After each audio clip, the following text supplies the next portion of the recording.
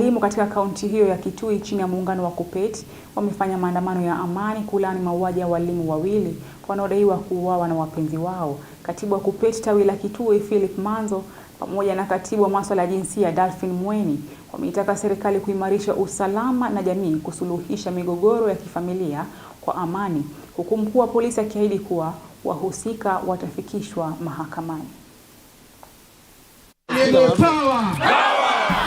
Alifanyiwa mauaji ya dhuluma kubwa na uchungu mwingi.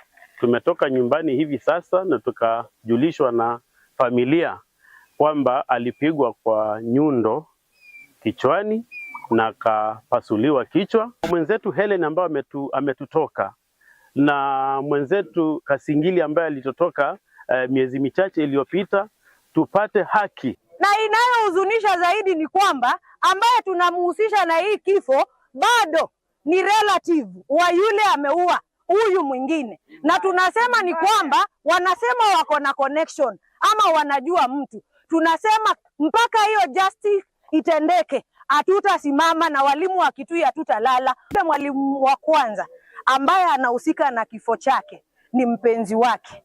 Huyu mwalimu bado tunaongea kuhusu mpenzi wake, na walimu tunasema kwamba ikuwe kwamba ndoa kabla ifike tuseme tunachunga ndoa, kwanza tuchunge maisha yetu.